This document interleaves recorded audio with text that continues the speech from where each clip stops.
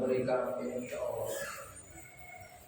Dan kita bacakan juga suratul Fatihah sebagai sebuah bentuk doa kita kepada siapa agar Allah menjadikan kita sebagai orang yang peduli kepada sesama. Mari kita istighfar. Astagfirullahaladzim, astagfirullahaladzim, astagfirullahaladzim. Ibarat sallallahu alaihi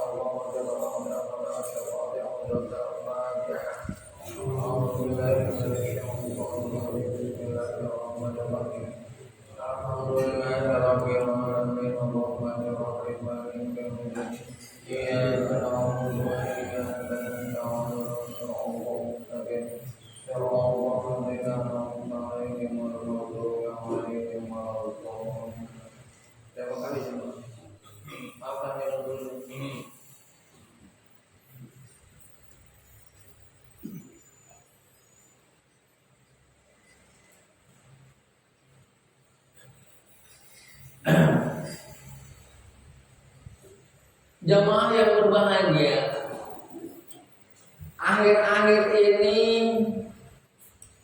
kita dikejutkan lagi oleh analisa yang tidak berdasar, yang tidak berpengetahuan, yaitu yang menyamaratakan agama, dianggap semua agama sama. Kemudian akhirnya dibenturkan bahwa orang-orang yang membuat kerusuhan, membuat kerusakan, biang kerok seakan-akan begitu, adalah yang salah. Saya ingin dudukkan hal ini supaya kita mengerti dan memahami sebenarnya akar persoalan itu apa, analisanya di mana. Jamaah yang berbahagia, kita harus tahu Allah menciptakan kita manusia ini walaupun dalam jumlah miliar, dalam jumlah yang sangat banyak. Itu bahasa mudahnya mungkin tidak ada yang sama. Kalau mirip it's okay lah. Kalau kemiripan itu mungkin iya, tapi kesamaan perasaan, kesamaan kecenderungan, bahkan kesamaan wajah, bahkan lebih jauh kesamaan sidik jari, kesamaan kromosom itu tidak ada. Allah menciptakan manusia dengan berbagai macam seperti ini tidak menjadi masalah dalam Islam. Jadi sebenarnya jamaah yang berbahagia, sara, suku, agama, ras dan adat itu dalam Islam clear, tidak ada masalah. Permasalahan bukan di situ. Islam tidak pernah menyinggung agama orang lain. Islam punya cara bagaimana agar kebenaran itu berjalan dan menemukan jalannya sendiri. Islam itu jamaah yang berbahagia mengerti, walaupun kita berbeda wajah, tapi kita harus bersatu, bahkan perbedaan itu harus saling melengkapi. Islamlah agama yang mendorong nilai-nilai moral, nilai-nilai akhlak. Demikian juga suku-suku itu, walaupun suku berbagai macam suku, itu memang udah analisa geografis. Kalau saya lahir di Surabaya, saya disebut suku Jawa. Kalau saya lahir di Bogor, maka saat disebut suku Sunda itu mah udah geografis, tidak menjadi masalah. Orang lahir di Cina ya jadi orang Cina, orang lahir di Amerika ya jadi orang Amerika. Jadi suku bangsa juga nggak jadi masalah. Ras kulit hitam, kulit putih dan lain sebagainya itu nggak jadi masalah. Demikian pun adat istiadat, Islam punya cara bagaimana dakwah itu. Nah, jadi jamaah yang berbahagia, apa akar persoalan kehidupan sebenarnya? Jadi yang disebut cara itu hanya kambing hitam. Gak ada sebenarnya orang perang itu karena agama, gak ada. Kerusuhan itu karena cara itu gak ada. Umat Islam dilarang memusuhi Jokowi. Ada apa? Gak ada hubungan apa-apa umat Islam dengan Jokowi.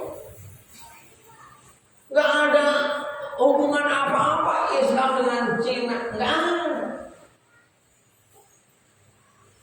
Tidak apa dong akar persoalannya. Kenapa Cina menjadi seakan-akan harus diwaspadai dan lain sebagainya? Ada masalah apa? Di mana akar persoalan? Nah, Al-Quran melalui surat Al-Baqarah itu sudah memberikan analisa yang sangat luar biasa. Ketika manusia akan diciptakan, itu malaikat protes. Qalu ataj'alu fiha wa yufsidu fiha wa yasfiku dima.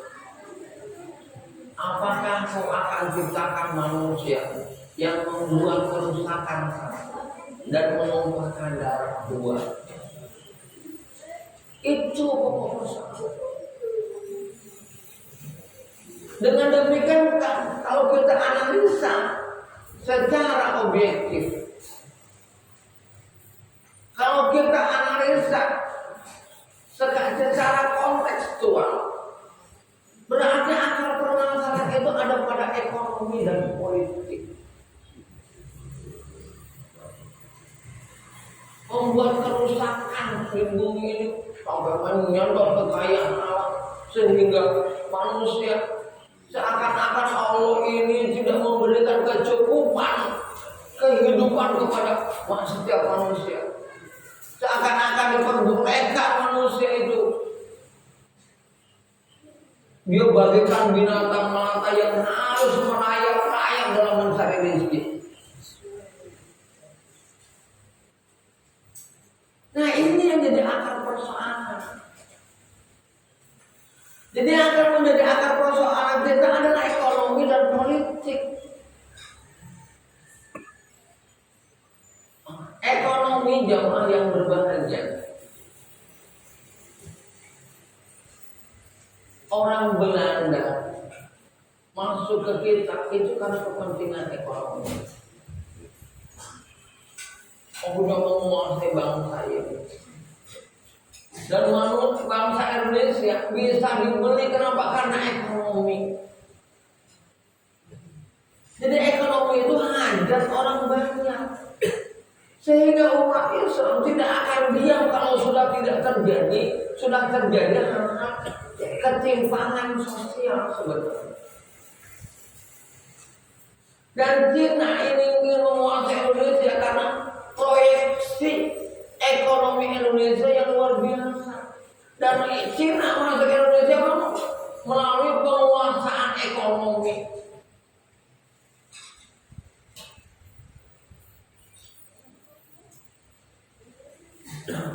Jadi jamaah yang berbagus sekali lagi ini analisanya. Jadi ketika orang berbicara perang salib, kata siapa perang salib itu? Perang agama, perang kekuasaan. Saat itu penguasa takut kalau negara dipimpin oleh Islam, maka dihembuskanlah sedemikian rupa, dinakodai. Sudah jangan. Kenapa terjadi keributan di Poso waktu dulu? Ketika dianalisa, supaya soal itu diturunkan. Jadi karena kepentingan kependudukan, karena kepentingan kekuasaan, karena kekuasaan itu membuat orang bisa semena-mena. Orang itu bisa berbuat apapun. Di situ bisa diberlakukan ketidakadilan. Jadi sebenarnya manusia ini menjaga itu jemaah, agar orang lain itu jiwanya tidak serakah, mau memperhatikan orang lain dan lain sebagainya. Oleh sebab itu kan jemaah yang berbahagia,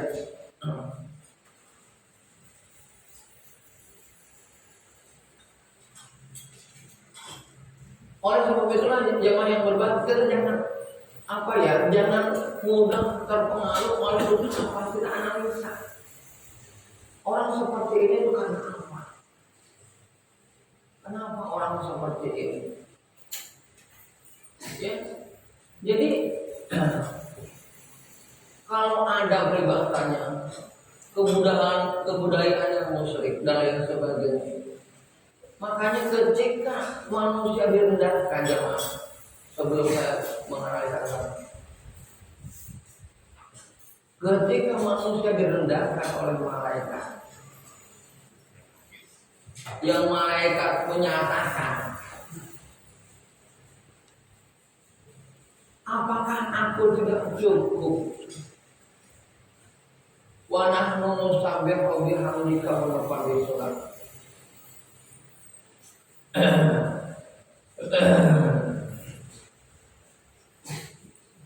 Wa nahnu nusabbihu wa nuqaddisu lak.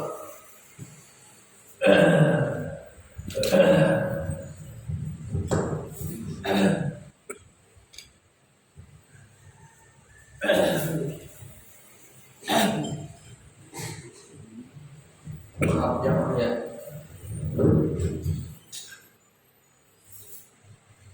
Ketika manusia direndahkan oleh malaikat, aku ini ya Allah memujimu. Kurang apa pengabdianku kepadamu?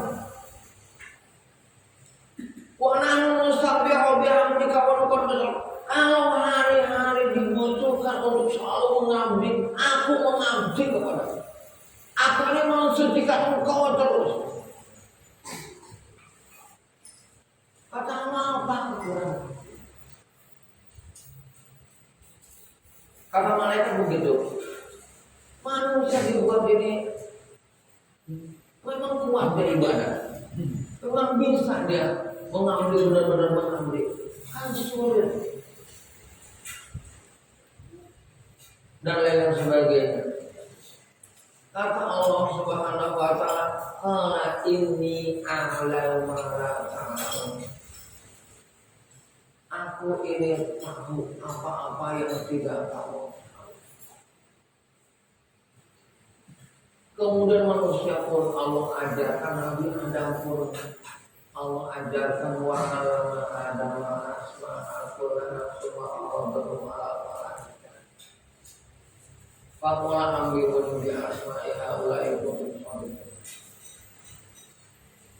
Aku ajarkan, aku didik Nabi Adam semua apapun yang sebenarnya terjadi, kondisi apapun itu diajarkan Allah Subhanahu. Disodorkan permasalahan itu kepada malaikat. Coba analisa. Mereka nggak bisa jawab yang benar. Jika kamu benar, coba kamu yang untuk salikin, jika kamu benar. Jadi jamaah yang berbahagia, manusia itu harus belajar. Sekarang itu Islam yang disurutkan, radikal. Padahal radikal itu kan bagus. Radikal itu mengadakan kajian sampai akar persoalan. Radikal itu artinya akar. Tapi dijadikan seakan-akan nilai yang kurang bagus.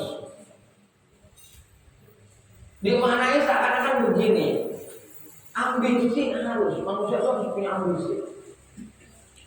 Tapi jangan ambisius yang akhirnya harus hanya mementingkan keinginan diri sendiri. Punya keinginan harus. Tapi kalau keinginan itu akhirnya menyerobot keinginan orang lain, tidak memperhatikan keinginan orang lain, itu namanya ambisius. Ego itu bagus, tapi jangan sampai egois.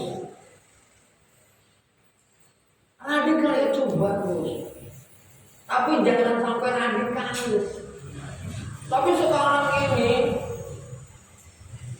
akhirnya kita disuruh seakan-akan jamaah yang berbakti itu diam saja, walaupun tidak terjadi keadilan, kerusakan dan lain sebagainya, masih sampai diam. Ini yang salah, ini yang tidak diajarkan oleh Allah. Makanya manusia itu harus banyak belajar supaya mengerti dan memahami kondisi sebenarnya. Belajar itu jamaah yang berbahagia minal mahdi ila mahdi. Sampai dari buayangan sampai ke liangan belajar aja terus.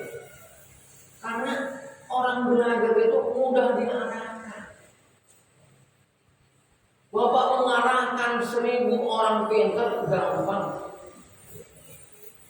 Tapi mengarahkan 1 orang bodoh susah. Mengarahkan 1000 orang pintar, kita berikan analisa, kita berikan logika, kita berikan penalaran, udah lanjut ya. Iya benar.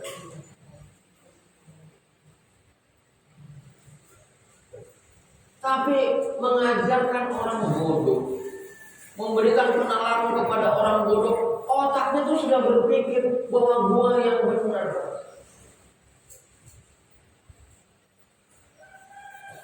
Akhirnya seorang pun susah. Nah inilah yang dijadikan alat agar nilai-nilai kebenaran itu tertutupi, agar kerakusan dia. Coba ketika si Kadek Kris Dayanti ya membongkar gaji DPR saja Pak, yang bulannya namanya itu benar-benar ratusan juta, uang ini itu kan sudah sangat cukup untuk hidup dan kehidupan. Tapi kenapa mereka masih baleo, masih mengadakan ini dan itu? Saya ingat ketika ada yang saya kenal, dia kerja di bagian pompa. Dia tuh bilang ke saya, gimana ya, saya nggak mau duit itu. Kalau lupa duit itu, baik apa sampai saya harus makan itu bagaimana saya makan kantor kalau di rumah. Saya ingin pindah di dosen ini. Sampai saya demikian rumah sampai terus repot, takut dengan uang macam-macam. Hidup ini hanya sekali, tidak akan begitu. Akunya itu beratnya bukan main. Ya. Nah dia main berbagai, akhirnya apa? Akhirnya dana keuangan hanya sekitar situ saja. Akhirnya apa? Sumber daya alam bagaimana dia bisniskan juga habis. Jadi kalau ada kita analisa, kalau ada analisa yang kenapa sih Musa memusuhi Firaun? Karena mereka sewenang-wenang. Jadi musuh agama itu bukan individu, bukan suku bangsa. Kenapa kita benci sama Cina? Lihat kelakuan mereka. Kenapa benci sama komunis? Karena kelakuan mereka itu ditunggangi, Pak. Analisa menjadi tunggangan mereka. Karena manusia itu punya akal. Logika itu bisa disesatkan. Kalau Bapak belajar logika, bagaimana penyesatan logika itu bisa dilakukan. Sehingga orang itu seakan-akan benar analisanya. Makanya wa idza qila lahu la tufsidu fil ardi qalu innama nahnu muslimun.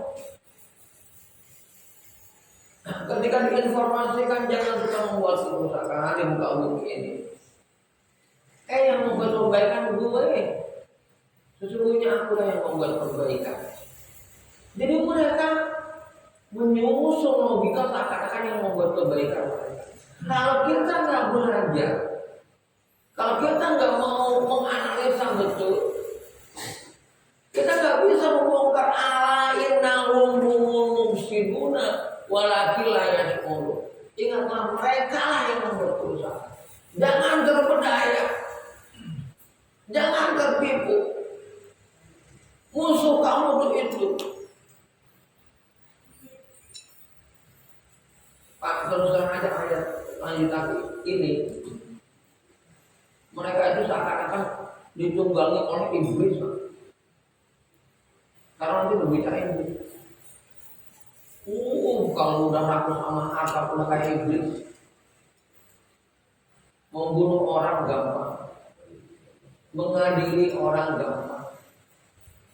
Coba paling orang miskin kalau diputuskan oleh hakim itu gampang banget, 7 tahun, 15 tahun, nyuri 15 tahun, aduh kayaknya gampang banget.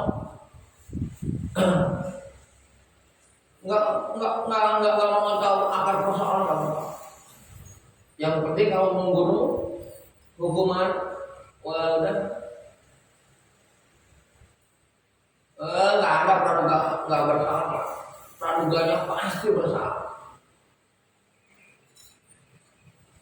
Ini hal yang seperti ini. Kenapa kok dibuat seperti itu? Karena memang kepentingan rakyat supaya tidak bisa apa-apa, supaya takut. Coba sekarang yang membuat kerusuhan dengan keamanan sama nggak? Sama rakyat galak banget, Pak. Berani nendang, berani apa? Sama rakyat banget. Itu kan keamanan. Rakyat nggak boleh sama, orang nggak boleh sama, orang nggak boleh keliru, langsung dihajar. Akhirnya kalau hukum masyarakat lebih gila lagi. Kenapa pejabatnya seperti itu? Jadi Islam itu kenapa dia disebut rahmatan lil alamin, karena Islam itu mendudukkan persoalan. Umat Islam jangan mudah terpengaruh oleh harta. Umat Islam jangan mudah terpengaruh oleh kedudukan. Bahkan luruskan sebut kedudukan itu. Ya, jadi sekalian juga jamaah yang bermunajat. Jadi manusia itu susah diatur karena coba bayangkan, Pak. Manusia sombongnya bukan main. Sekarang ini kata Syilhud bin Sarpanjaitan, sholat zuhur, sholat asar, sholat isya cukup 2 rakaat saja. Dan yang ke masjid paling banyak 20 orang. Coba bayangkan, mereka berani seperti itu, berani berubah-ubah seperti itu. Allah kita diangkat, agama kita diangkat. Ya, nilai-nilai agama itu Pak, sebenarnya kenapa sih Islam melarang orang untuk memaksakan agama?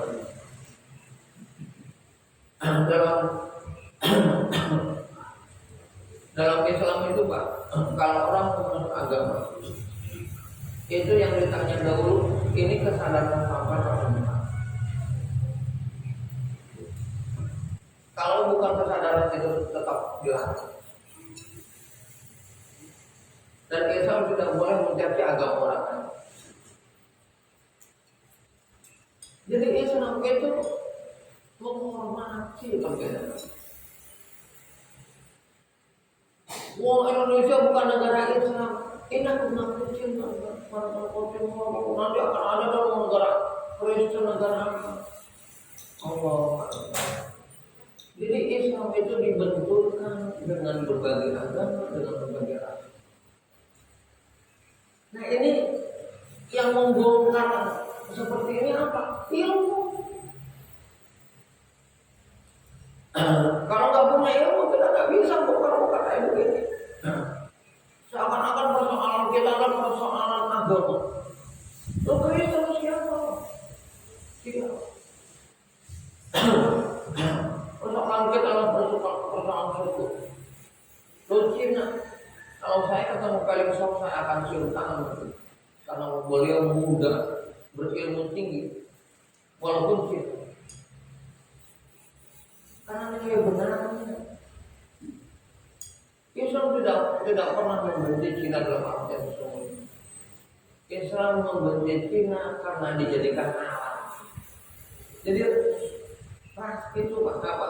Sara itu dijadikan alat. Dijadikan alat untuk kekuasaan, untuk penguasaan ekonomi. Jadi sekali lagi jamaah yang berbahagia inilah yang luar biasa Islam, bahwa Islam itu mendudukan persoalan yang jadi masalah bagi umat Islam adalah kesejahteraan, keadilan yang memang sumbernya dari Allah. Ya, termasuk dari dunia politik. Makanya umat Islam nggak boleh buta politik. Umat Islam nggak boleh buta politik. Dan umat Islam sebenarnya, Bapak sekalian ini mohon maaf. Kalau kita lihat perjuangan Rasulullah SAW itu didampingi oleh banyak sekali orang-orang kaya.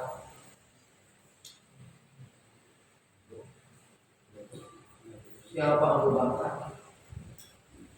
Siapa Siti Khadijah? Siapa Abdurrahman bin Auf? Siapa Utsman? Mereka orang-orang kaya yang paham dengan agama. Jadi umat Islam itu tidak anti ekonomi, bahkan harus menguasai ekonomi. Ekonomi itu cara jalan. Kalau kita lihat Taliban, kenapa Taliban tidak seperti negara-negara lain ketika Islam ditindas mati, tapi Taliban tidak? Karena Taliban ternyata jamaah pendukungnya orang-orang kaya itu betul-betul mensejahterakan yang sebenarnya jumlah mereka mengikuti perang Badar awal perang masuk cuma 313 orang. Cuma pasukan berani mati yang 313 orang itu semuanya dijaga. Kamu jangan pikir apa-apa, kamu pikir perjuangan agama, kamu orang yang berani. Cuma 313 pasukan elitnya Taliban itu. Tapi kenapa bisa menguasai negara? Bahkan sekarang ini silakan ingin membebankan Al-Quds, ya, dan lain sebagainya, dan lain sebagainya. Ya. Jadi salah kalau Islam itu tidak ramah kepada Islam itu memboncengi yang lain salah. Bahkan yang ada bahwa kalian bagaimana menghancurkan Islam seakan-akan kalau kita katakan begitu. Karena Islam itu tidak pernah sekongkol dengan kezaliman. Islam itu tidak pernah bersekongkol dengan keserakahan. Ya, dengan perasaan mereka yang bisa apa Islam tidak pernah bersekongkol. Islam bersekongkol dengan kesederhanaan, dengan nilai-nilai iman, nilai-nilai kebaikan, kebenaran, kemaslahatan. Itu yang bersekongkol. Jadi kalau ada orang takut dengan Islam, memang sengaja mereka buat umat ini takut dengan Islam. Oh, nanti kalau udah negara Islam kita dipotong leher kita, dipotong tangan kita, hukumannya rujit dan rumit dan keras. Ini logika yang salah. Ya, logika yang salah.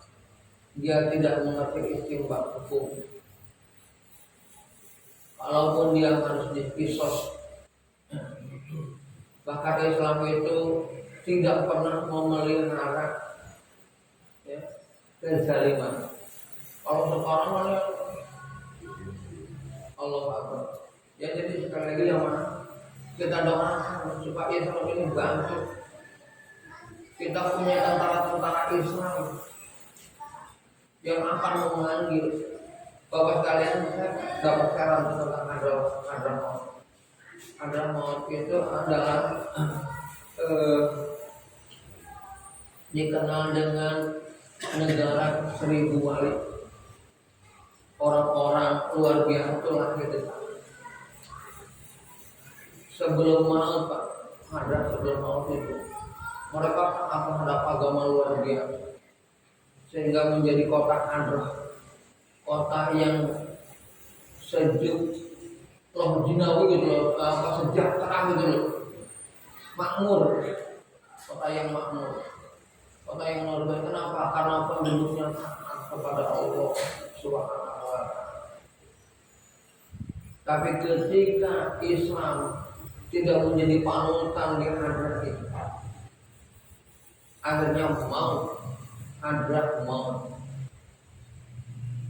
Sekarang itu peribahasanya, kalau kita melihat orang-orang yang kayak Ethiopia yang ada juga di Hadrah, kemiskinan merajalela dan lain sebagainya karena sudah jauh dari agama Allah. Ya, sekali lagi kalau ada orang yang kurang yakin dengan agama Allah, mau kita menyatakan bahwa semua agama sama.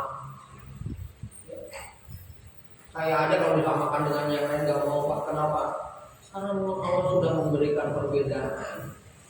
Nanti dia datang ke rumah saya menganggap istri saya istri dia lagi. Jadi nggak ada pertama. Kita masing-masing mempunyai analisa. Ya Pak ya. Jadi sekali lagi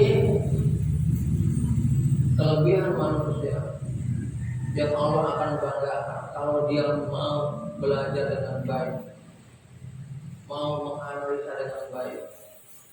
Itu yang dibanggakan oleh Allah. Mau belajar, wa'allama Adam, dan Allah mengajarkan kepada Nabi Adam. Oleh sebab itu belajar dengan hati-hati. Kadang-kadang ada orang belajar itu terfokus kepada peribahasa doktrin. Jadi Islam udah kayak agama yang lain yang penuh dengan doktrin. Lu gak boleh belajar kepada yang lain, lu harus mengagumi gua. Jadi akalnya ditutup. Ya, analisa itu akalnya ditutup. Harusnya kita melihat umat Islam ini harus kembali kepada nilai Quran dan Sunnah, kepada nilai peradaban Islam. Ya Pak ya. Jadi insya Allah, kadang-kadang saya berpikir, saya suka buka sejarah teman-teman yang di S2 maupun yang di S1. Mereka kan karena sudah ada yang profesor, sudah ada yang apa. Saya juga ingin tahu gitu analisanya. Yang dulu ketika S2 dengan saya, ketika S1 dengan saya, itu analisanya masih bagus. Kesini semakin ya Allah kenapa kayak begini ya dan sebagainya. Kenapa mereka analisanya kok jadi nggak tajam? Dulu kan masih bagus gitu. Jadi ternyata idealisme itu akan murni gitu, akan murni ketika kita menuju kepada Al-Quran. Tapi sudah tidak murni kalau kita punya kepentingan. Ya saya. Jadi makanya kata Allah Subhanahu wa taala, "Ittabi'u ma la yas'alukum ajran wa hum muhtadun." Kamu jangan punya kepentingan apa-apa selain kepentingan agama Allah Subhanahu wa taala yang banyak.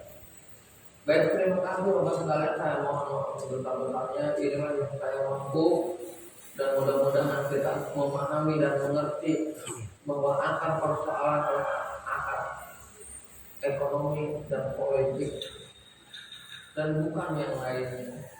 Jadi kalau agama sudah dibentur-benturkan, ingatlah bahwa agama itu dijadikan alat. Ya. Kalau suku itu sudah dibentur-benturkan, ingatlah suku itu sudah dijadikan alat. Ya. Nah mereka bersekongkol di situ. Makanya kata Allah, "Walladzina kafaru ba'duhum awliya ba'd illa taf'alu takun fitnatun fil ardi wa fasadun kabir."